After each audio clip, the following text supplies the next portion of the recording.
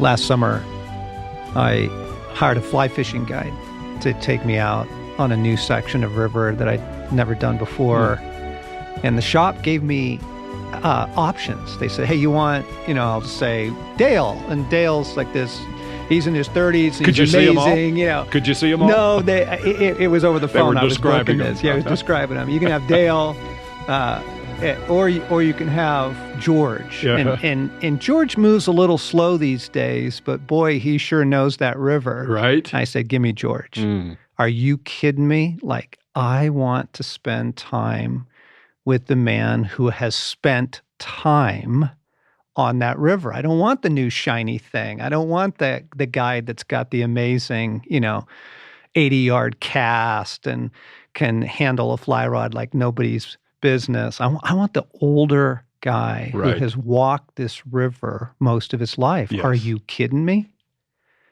Welcome back to the Wild at Heart podcast, friends. John Eldridge, Bart Hansen here in part 2 of a conversation about aging, meaning, about the fourth quarter in our lives, but just about the journey of accepting the transitions that come in each stage of life with the reality of age.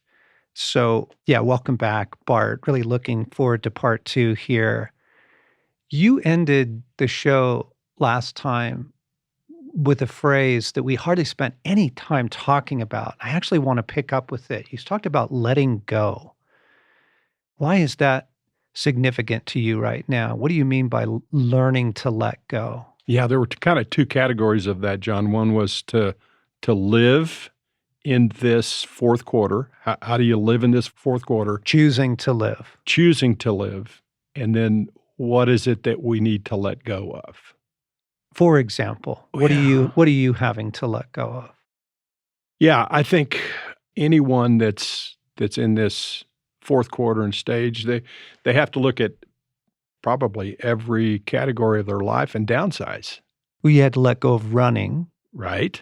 I mean, and it goes to my closet, there's that suit I haven't worn for, 15, 20 years, but man, it's still a sharp-looking suit, but hadn't worn it for 15 years. Yeah. Need to get rid of that thing, Yeah. And that's a metaphor for so much in our life. Yes. Is there's just a lot of cobwebs and a lot of things that we do and have done that we just need to let go of. And that can add to the diminishment. Oh, yes. Right? It's that downsizing thing. Yeah, like it's, the warfare that comes on is you're done. You used to wear that suit to the successful dinner meetings and all of those things and the awards programs and all of that. And so you hang on to that. And it's just, it's a physical piece of what's going on in our hearts and our mind and the war that we're fighting about the fourth quarter.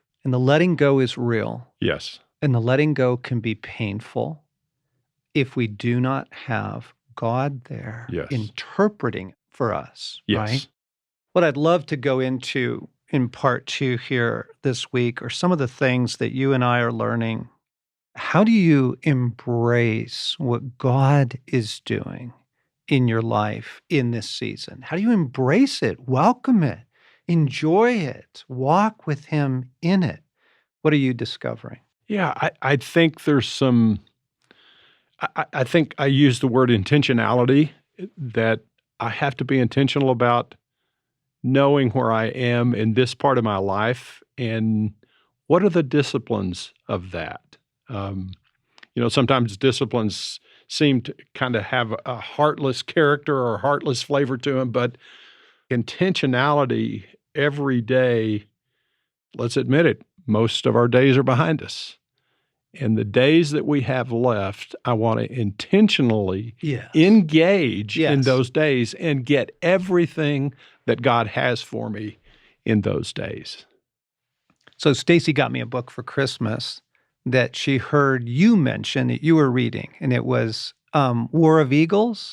Yes. Peter Townsend's book. Yes. Right? Yeah. The Royal Air Force. Yes. In the Battle of Britain. Yes, in World War II. Yes. Okay, that is like a 500-page book.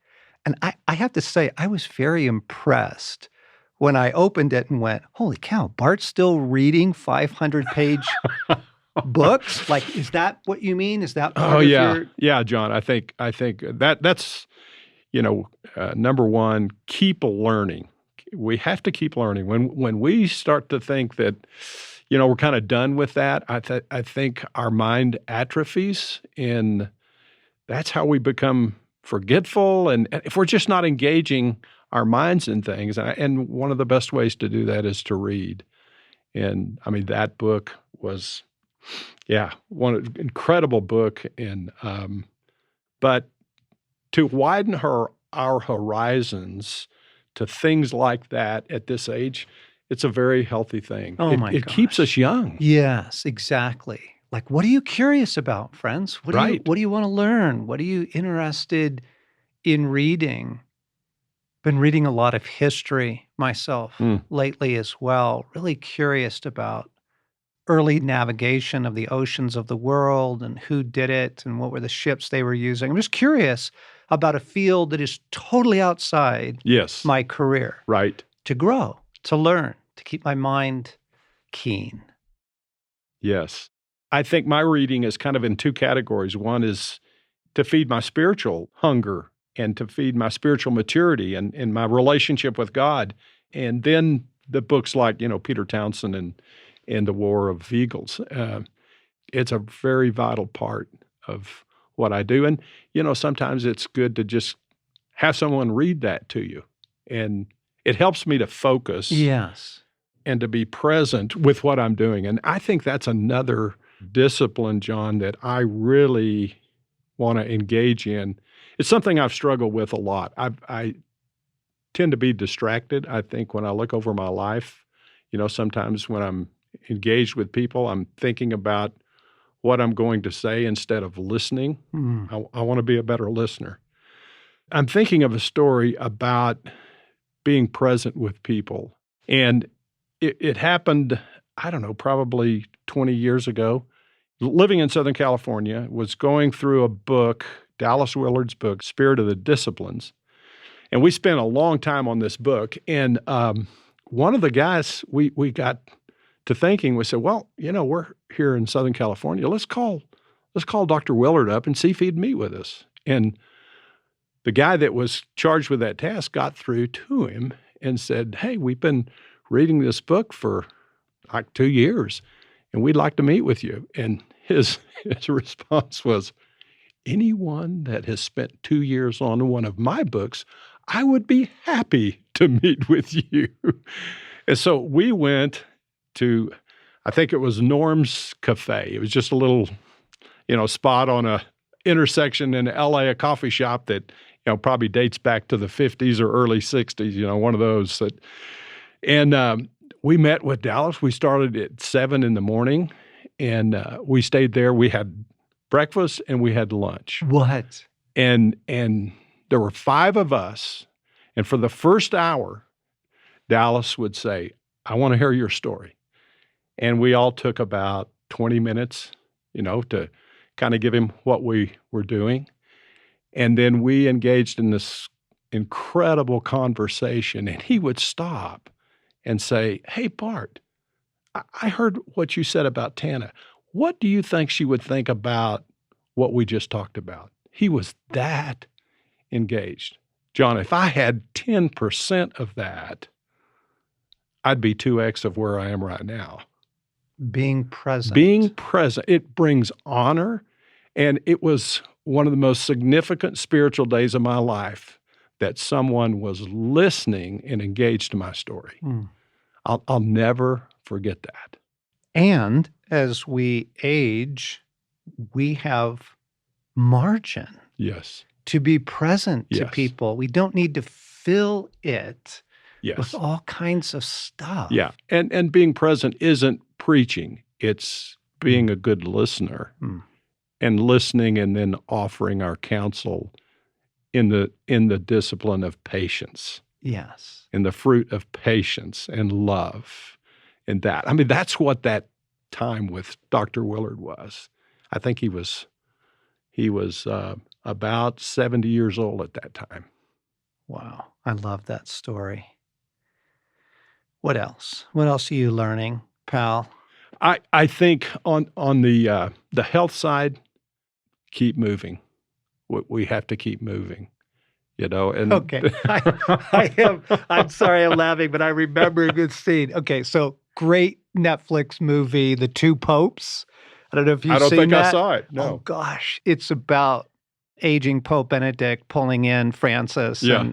and that amazing kind of historical transition. Two living popes has not happened before. Anyway, it's a great movie, but it's hysterical because they're both very old, and Benedict's got the Apple Watch on that every time Yes. if he sits too long, the little thing says, "Keep moving, keep moving."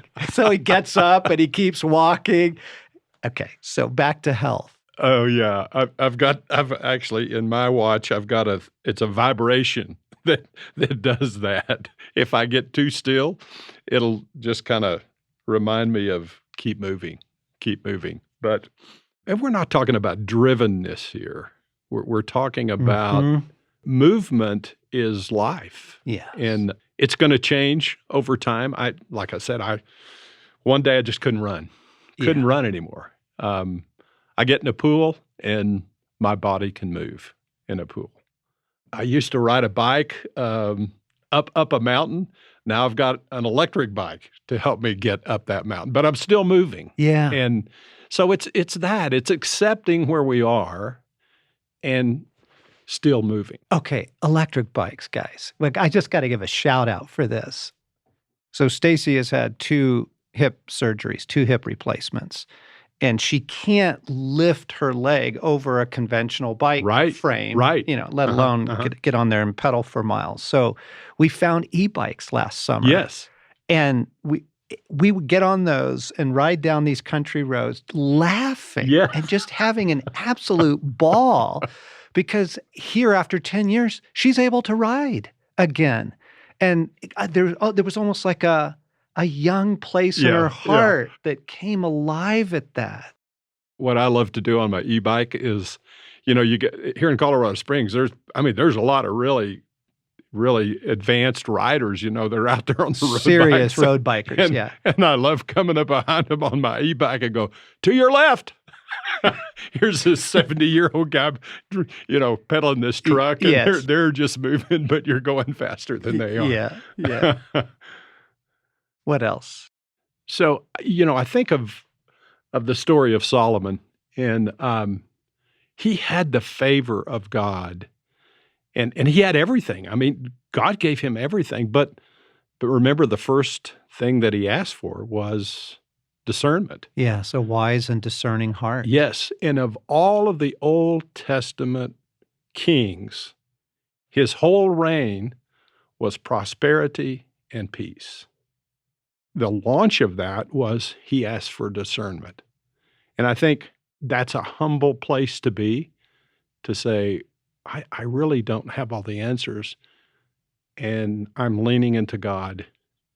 And it puts us in a place that we're relying on our faith for God to communicate to us and to speak to us and to be intimate with us. So I think to ask for discernment, even at this age, as supposedly sages, it's the right place to be. Oh my gosh, it's huge because I had a conversation with Stacy over the last Christmas break.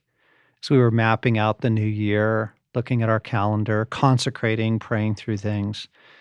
I said, "Babe, we are living right now in our 60s at the same pace we were living at in the 50s. But, hun, the thing is, we were living in our 50s at the same pace that we were living in our 40s. Yes. So at 61 and 62, we are trying to live at the same pace as 41 and 42. And I'm like, that's just not right. Like that lacks wisdom. Right. I don't want to do that. And so show us, Lord, back to letting go. Show us. What do we let Yeah. go of? Yeah. What is it that we're still trying to cling to that's bringing us a sense of meaning or a sense of security or that we still have a role in the world? Like to let some of that go. Yes. Go, I don't need to live at the pace Yes. that I Right. was living at when I was 40. That's just not only is it not realistic, it's not necessary. Mm-hmm. I don't need that for Right. meaning. Right. I don't need that to prove something Yeah. anymore. That just kind of brings up in me the whole thing about risk. Where are we taking risks today? We get barraged with all kinds of things and opportunities and so forth, and you hear of a great investment, you say, "Gosh, I gotta go do my due diligence because that's really a hot deal, and, I could make an incredible return on that." When, it's not the place. I need to let go of that kind of thing, and the risks that I need to take is and I define this in my talk at Wild at Heart, is the epic adventure is risking loving people. That's what I wanna do. That's where I wanna put my capital. That's where I wanna put my powder, is loving people. It's one of the greatest commandments that God has given, and every bit of that has eternal significance. When we talk about the worldview and the story that God is telling and where that intersects with my story, my gosh, I wanna love. I wanna love. Some days I do okay, some days I suck at it. Yeah, but our lives are not going to be evaluated on the shiny. No, How much of the shiny did no. we have? And how much of the shiny did we hang on to Yes. until the end? Yes. Right? They're going to be evaluated Right. on love Right. and mercy and forgiveness and the character of Christ being formed in us Yes. and the joy that comes from that. I sure hope I'm a different man at 80 than I am today. Yes. I want to grow in my character. I Right. want to grow in love. And Bart, as we think about loving, it also fortresses our hearts against the hatred in the world in this hour. Mm. We're living at a time where spiritually, I don't Right. just mean political differences, I'm not Yes. talking about human relationships, but spiritually, the kingdom of darkness, fallen angels, have released so much hatred in the Yes. world. The civil wars going on in different places, the racial tensions, the domestic violence, all over you see the hatred that the enemy has released in the world. And as we face the issues around aging, that for a woman, she doesn't look like she looked when Mhm. she was 22. For a man, he doesn't have the strength Yeah. that he had when he was 31. Like the realities of oftentimes, especially into the fourth quarter, you're in a smaller house, or maybe you're in an apartment now. You might be in an assisted living facility.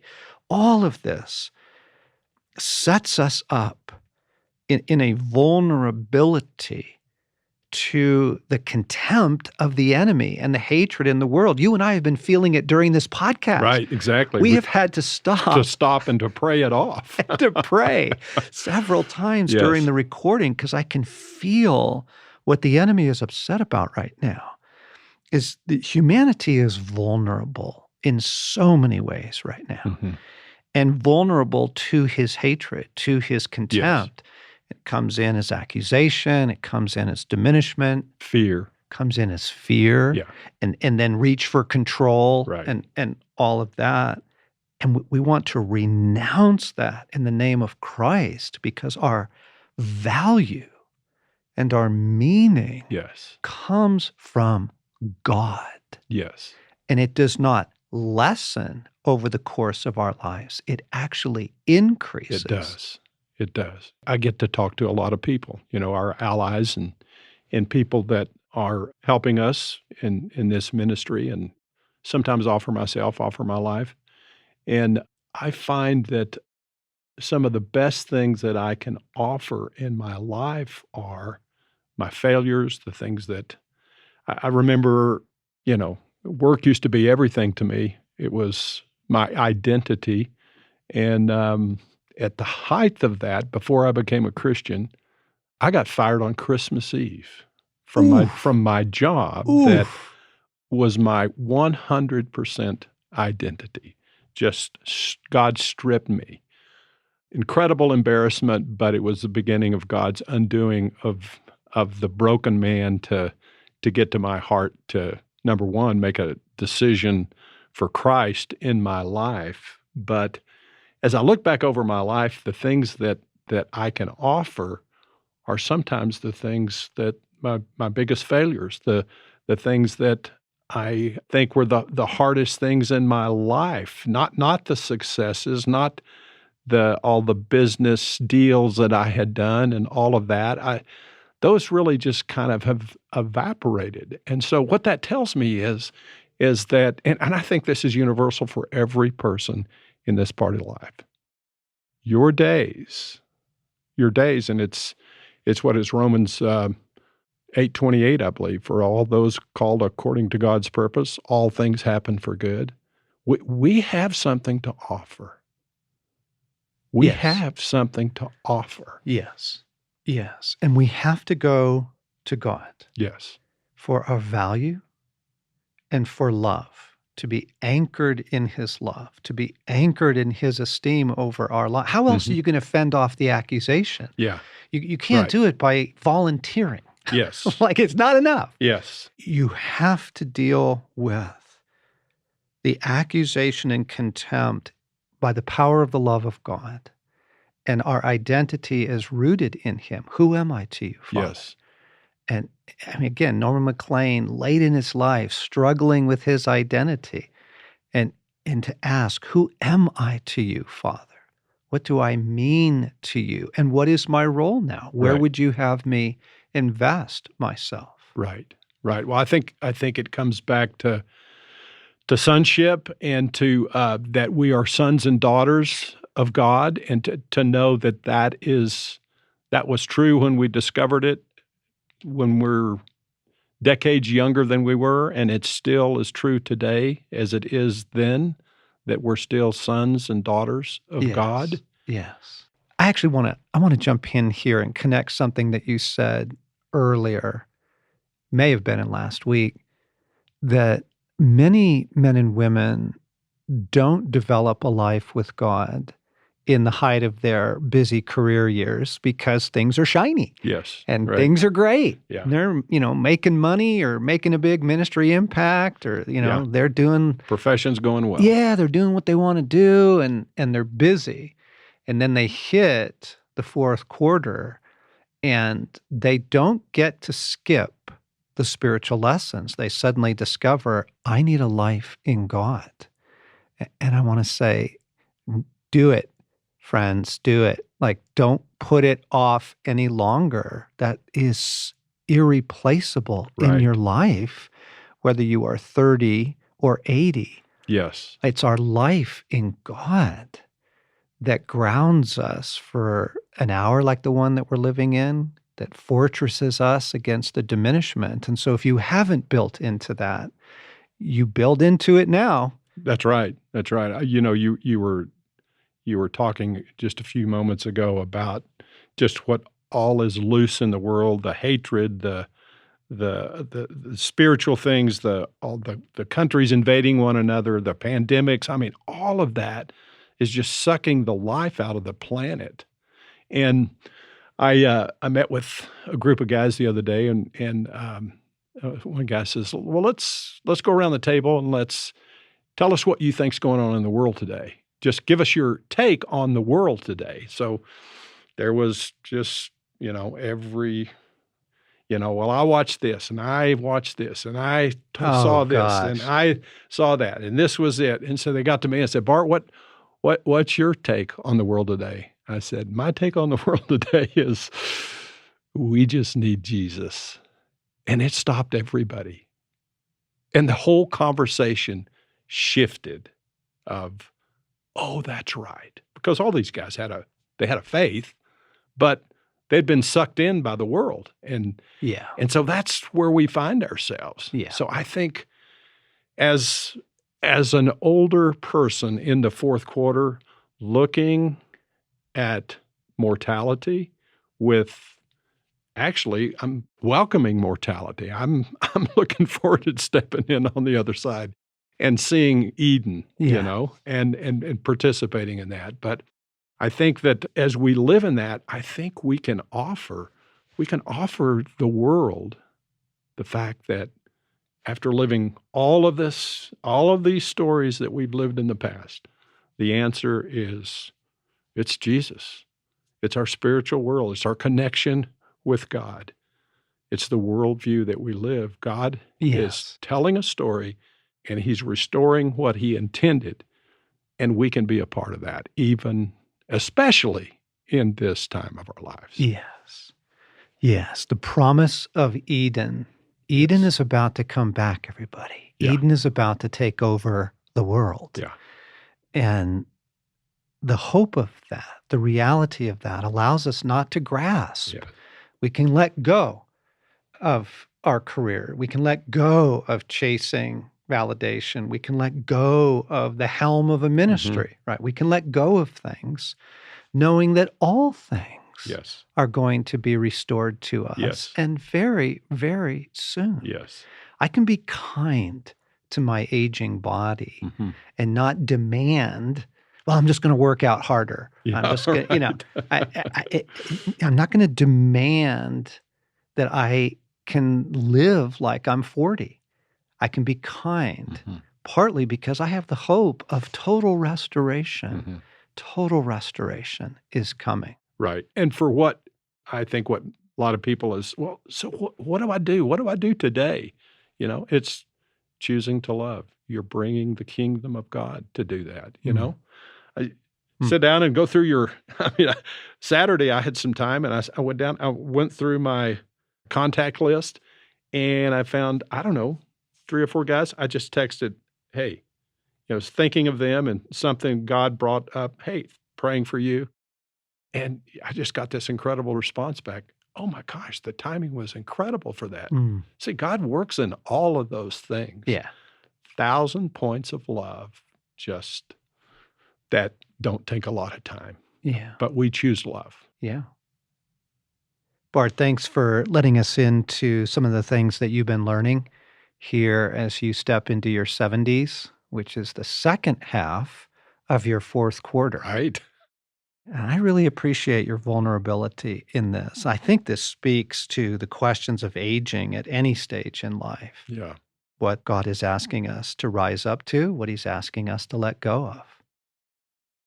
Well, maybe I'll have some overtime in this quarter, but maybe the game gets called earlier. But regardless, it's a time to draw close to the heart of God in what he's doing in the world. We have an opportunity to do it when we were young and look good, but I think our opportunities to do that now are even greater.